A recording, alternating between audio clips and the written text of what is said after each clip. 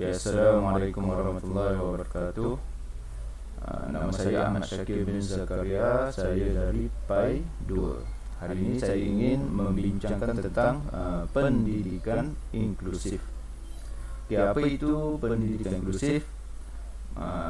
Program pendidikan inklusif iaitu suatu program pendidikan bagi murid berkeperluan pendidikan khas yang dihadiri oleh murid berkeperluan khas bersama-sama dengan murid lain dalam kelas yang sama di sekolah kerajaan ataupun di sekolah bantuan kerajaan. Maksudnya di sini murid berkeperluan khas akan belajar bersama-sama dengan murid arus perdana. Mereka akan belajar di dalam satu kelas yang sama. Okey, pendekatan program pendidikan inklusif ini terbagi kepada dua, iaitu inklusif penuh dan juga inklusif separa. Okey, inklusif penuh ni adalah murid berkeperluan khas belajar secara sepenuh masa bersama-sama murid arus perdana. Mereka mengikuti pembelajaran bagi semua mata pelajaran akademik berasaskan kurikulum kebangsaan atau kurikulum kebangsaan yang diubah sesuai dengan bantuan atau tanpa bantuan perkhidmatan sokongan. Manakala inklusif separa pula adalah murid berkeperluan khas belajar bersama-sama murid arus perdana bagi mata pelajaran akademik atau aktiviti ko-akademik atau aktiviti ko-kurikulum tertentu sahaja, mengikut keupayaan mereka. Murid berkeperluan khas yang mengikuti inklusif separa bagi mata pelajaran akademik berasaskan kurikulum kebangsaan atau kurikulum kebangsaan yang diubah sesuai dengan sedikit atau tanpa bantuan perkhidmatan sokongan. Inklusif separa bagi aktiviti ko-akademik atau ko-kurikulum adalah berdasarkan potensi, bakat dan keupayaan mereka. Okey, kita lihat kepada faktor kritik kejayaan pendidikan inklusif.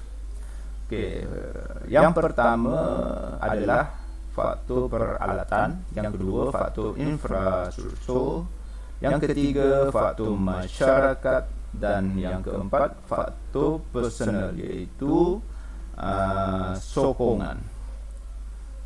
Okey, kita tengok faktor yang pertama, iaitu faktor peralatan. Okey, jika sudah sedia maklum, murid berkeperluan khas ini mempunyai pelbagai jenis. Ada yang kekurangan fizikal, ada yang kekurangan penglihatan, ada yang kekurangan dari segi pendengaran.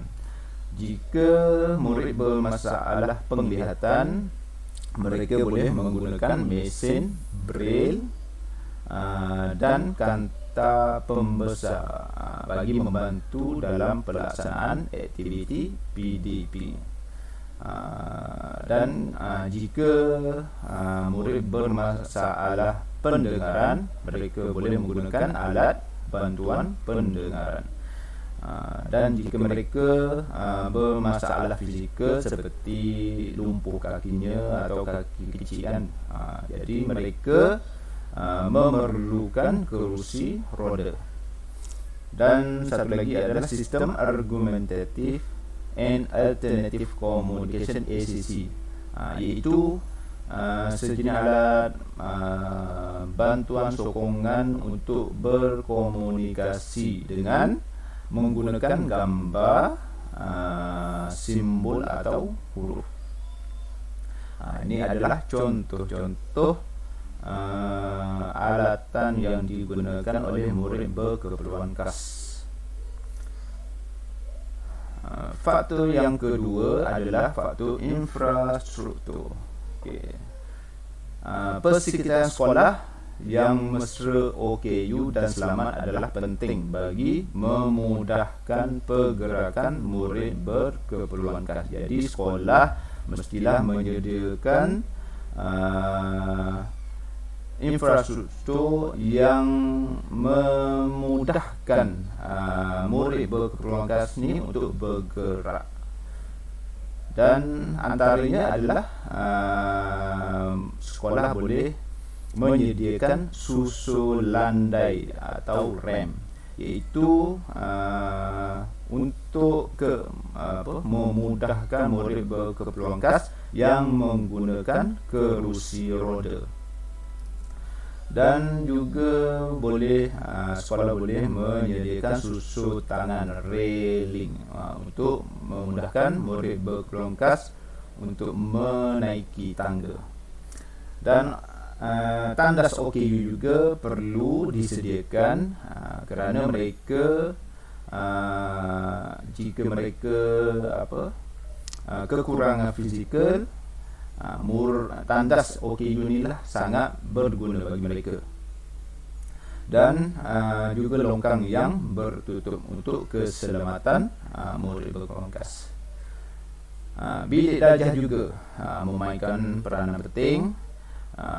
Mestilah mempunyai ruang yang cukup untuk pergerakan murid berkeperluan khas. Jadi guru mesti pandai dan bijak untuk menyusun atur kerusi dan meja bagi memudahkan murid berkeperluan khas bergerak. Kedudukan bilik darjah diletakkan di aras bawah dan berdekatan dengan tandas khas. Bilik mestilah di bawah kerana ini akan memudahkan murid berkeperluan khas keluar dan masuk, dan mestilah dekat dengan tandas. Bilik juga mestilah cukup dengan pencahayaan dan sistem pengudaraan yang baik untuk keselamatan dan kesihatan murid berkeperluan khas. Persekitaran sekolah yang mesra, OKU dan selamat adalah penting bagi memudahkan pergerakan murid berkeperluan khas ni.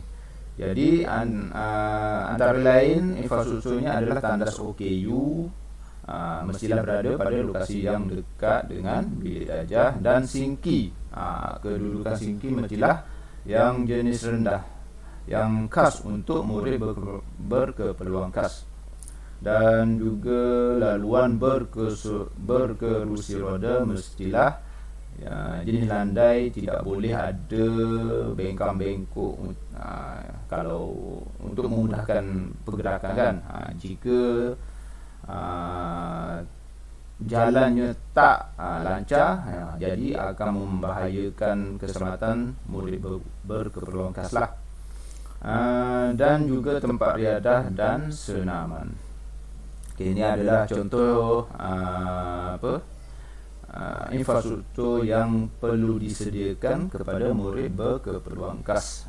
Kelas yang disusun atur dengan kemas, tandas OKU dan rem untuk pergerakan murid berkeperluan khas yang menggunakan kerusi roda. Okey, faktor yang ketiga adalah masyarakat. Masyarakat sangat pentinglah untuk membantu murid berkeperluan khas ini. Dan ibu bapa adalah memainkan peranan yang sangat penting. Mereka mesti memberi perhatian dan sokongan kepada pendidikan anak, terutama yang berkeperluan khas. Mereka mesti mempercayai kredibiliti guru di dalam kelas dalam memberi bimbingan. Mereka mesti percaya kepada guru, mesti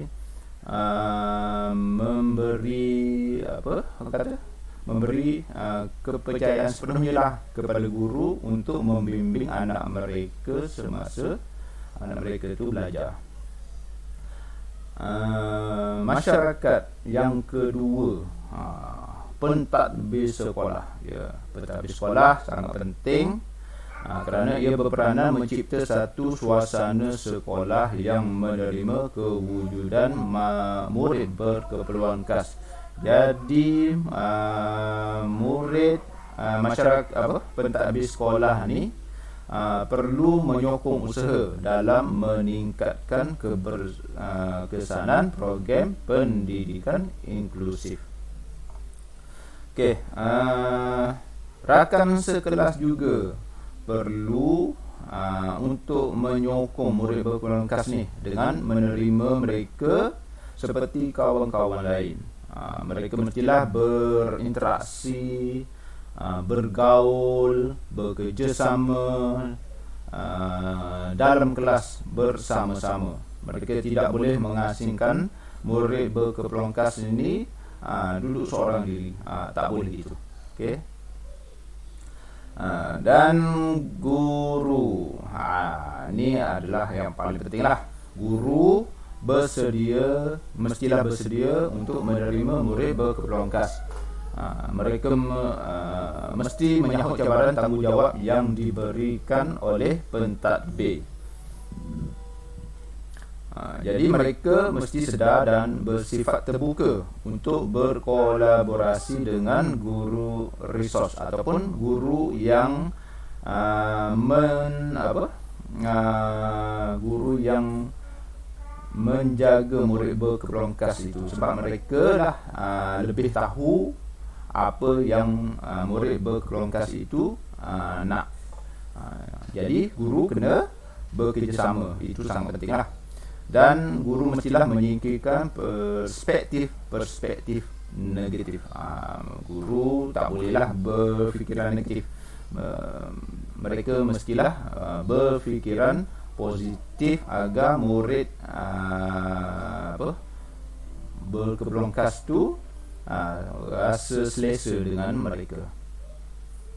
Okay. Faktor yang keempat, personal ataupun perkhidmatan sokongan. Okay, ini antara dia lah. Dia sebenarnya banyak lagi, tapi saya just ambil beberapa je lah. Okay.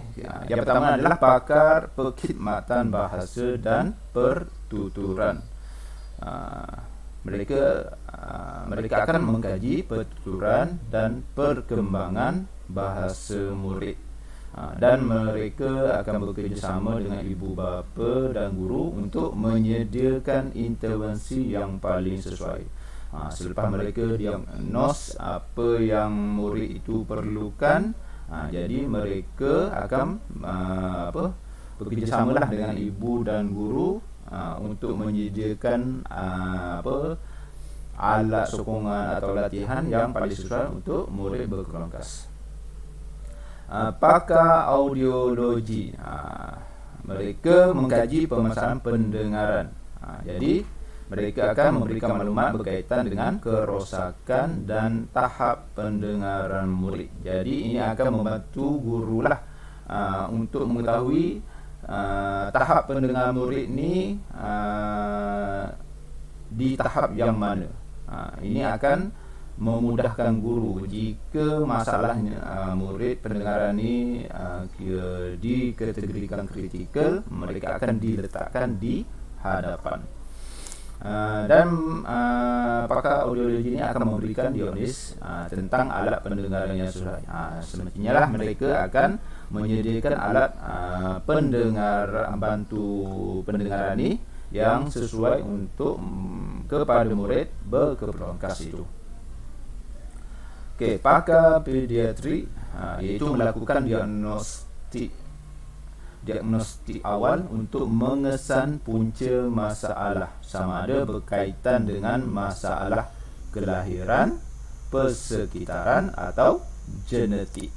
Mereka akan membantu guru menentukan pelan pengajaran pembelajaran yang paling sesuai. Sudah sedia maklum, murid berkeperluan khas ni dia tak sama, dia berbeza-beza. Ada yang masalah kesihatan dari segi fizikal, dari segi pendengaran, dari personal. Jadi pakar pediatri inilah yang akan menentukan peralatan apa ataupun latihan apa yang sesuai untuk murid berkeperluan khas itu. Jurutera fizikal. Jurutera fizikal juga memainkan peranan penting kerana mereka boleh akan menentukan terapi yang sesuai untuk membaik pulih kemahiran urus diri dan motor kasar murid berkembang khas. Dan mereka dapat membantu ibu, bapa dan guru untuk memastikan pengawasan dan bantuan dalam kebolehan berdikari dan urus diri. Unit kaunselor dan pakar psikologi juga akan membantu murid-murid berkeperluan khas mengatasi rasa rendah diri dan terpinggir. Murid berkeperluan khas ni biasanya jika mereka bersama-sama dengan murid normal, mereka biasanya akan terasa rendah diri, terasa terpinggir, terasa hina kan. Jadi unit kaunselor ni lah yang akan membantu murid-murid itu bagi mempertingkatkan dia punya semangat untuk bersama-sama dengan murid normal. Dan yang terakhir adalah guru pendidikan khas dan guru biasa. Guru itu sendiri adalah yang paling penting. Kerana apa? Kerana guru menghabiskan masa yang paling lama dengan murid berkeperluan khas itu. Jadi mereka akan mendapat banyak maklumat. Jadi guru ni lah akan menjadikan pelaksanaan program pendidikan inklusif. Mereka menjadi sumber rujukan utama oleh ibu bapa dan pakar perubatan untuk mendapatkan maklumat berkaitan perkembangan kognitif murid. Sebab jika selalu masa bersama dengan murid, guru inilah yang akan tahu apa keperluan yang murid itu perlukan. Jadi guru dan ibu bapa dan pakar perubatan ini akan mengambil maklumat dengan guru itu. Okey, untuk khidmat sokongan yang seterusnya adalah kolaborasi dan khidmat sokongan badan kerajaan dan juga badan bukan kerajaan. Ini penting kerana badan kerajaan dan badan bukan kerajaan ni ada pakar-pakar tertentu. Ada yang pakar dari segi kesihatan, ada yang pakar dari segi kaunseling, ada yang pakar dari segi infrastruktur untuk murid berkeperluan khas ini. Okey, kita tengok agensi di bawah kerajaan. Okey, seperti Kementerian Kesihatan Malaysia, Kementerian Pembangunan Wanita, Keluarga dan Masyarakat, dan juga di bawah Kementerian Pelajaran Malaysia. Untuk agensi bukan kerajaan pula, sebenarnya banyak lagi lah agensi yang membantu dalam pendidikan inklusif ni untuk murid berkeperluan khas ni. Tapi saya hanya akan membincangkan tiga agensi sajalah. Okey, untuk agensi yang pertama iaitu Yayasan Kiwanis Sindrom Down. Yang kedua adalah Persatuan Kebangsaan Autism Malaysia, dan yang ketiga adalah Pertubuhan Pembangunan Orang Buta Malaysia. Okey, kita tengok satu-satu apa yang badan-badan yang saya sebut tadi yang mereka akan buat di bawah agensi mereka. Okey, kita tengok di bawah Kementerian Pelajaran Malaysia. Okey, kementerian ini akan merancang, mengurus dan melaksanakan program pendidikan untuk murid berkeperluan khas melalui Jabatan Pendidikan Khas. Jadi, kementerian ini akan menubuhkan Jabatan Pendidikan Khas untuk program pendidikan inklusif inilah. Jadi kalau tak ada kementerian ni, jadi agak susahlah untuk dijalankan program tersebut. Okey. Dan kementerian ni akan memastikan polisi pendidikan untuk murid berkeperluan khas dilaksanakan melalui sekolah pendidikan khas, program integrasi dan inklusif. Okey. Itu untuk Kementerian Pelajaran Malaysia. Yang seterusnya adalah di bawah Kementerian Kesihatan Malaysia. Okey, mereka akan menyediakan program-program imunisasi kepada bayi dan kanak-kanak berkeperluan khas dan membuat diagnosis awal. Okey. Jadi di bawah Kementerian Kesihatan Malaysia ini mempunyai doktor-doktor pakar yang mana mereka akan menilai dan merawat murid-murid berkeperluan khas, dan mereka daripada data mereka akan memberi cadanganlah untuk murid tersebut, bagaimana keperluan apa yang mereka perlukan. Dan kementerian ini juga akan merancang program intervensi awal yang sesuai untuk kanak-kanak berkeperluan khas. Jadi murid-murid yang berkeperluan khas ni, mereka mempunyai program tersendiri. Mereka tidak boleh sama dengan murid yang normal. Jadi mereka perlu mempunyai program intervensi yang sesuai dengan keadaan murid tersebut. Okey, untuk Kementerian Pembangunan Wanita, Keluarga dan Masyarakat pula, kita tengok mereka bertanggungjawab terhadap pendaftaran warga negara berkeperluan khas, dan mereka juga menyelaras keperluan kemudahan-kemudahan yang diperlukan oleh individu berkeperluan khas. Okey, jadi sini kementerian ni akan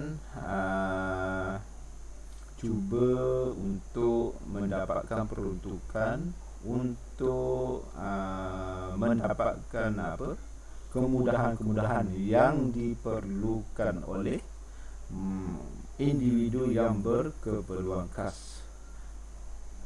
Jadi sebab itulah mereka bertanggungjawab untuk mendaftar warga negara yang berkeperluan khas ni, untuk tahu jumlah berapa mereka perlu peruntukan.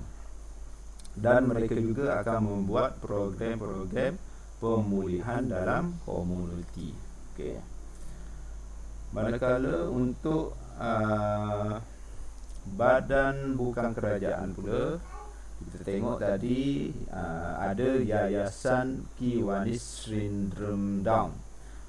Okey, mereka akan membantu melatih murid sindrom Down menguasai kemahiran hidup dan dapat pendidikan asas sebelum ditempatkan di sekolah kerajaan. Jadi mereka akan belajar dahulu kemahiran asas supaya mereka terbiasa apabila mereka masuk ke sekolah kerajaan.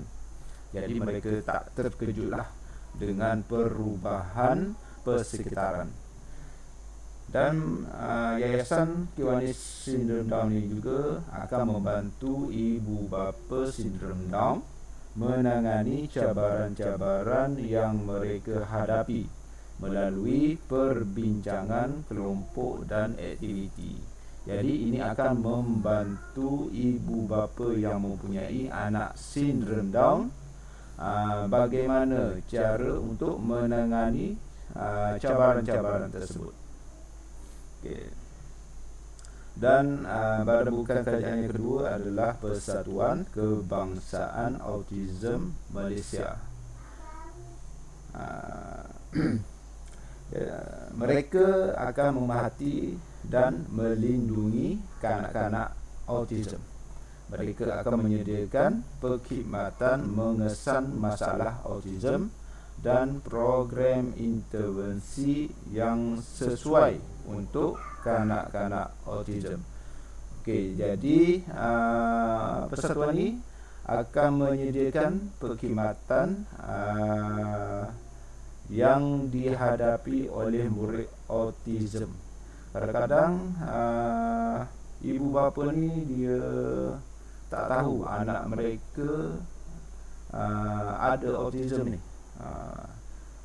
Sebab mereka tak dapat untuk mengenal pasti bagaimana masalah autism.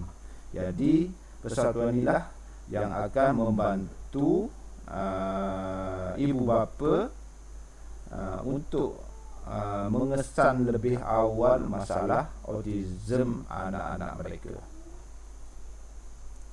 Okey. Persatuan badan bukan kerajaan yang ketiga adalah Pertubuhan Pembangunan Orang Buta Malaysia.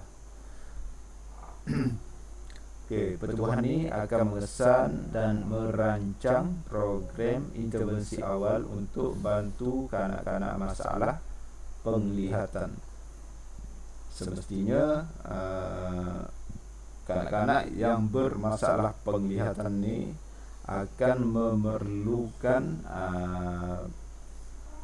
peralatan sokongan seperti yang saya sebut di awal-awal perbincangan tadi, seperti alat bantuan penglihatan, kanta pembesar dan juga alat mesin braille untuk memudahkan murid tersebut membaca. Jadi perkhidmatan ini akan ibu bapa dapat nasihat dan bimbingan daripada pertubuhan tersebut. Jadi ibu bapa dapatlah perkhidmatan sokongan daripada pertubuhan ini untuk membantu mereka untuk menangani masalah yang dihadapi oleh anak-anak mereka itu.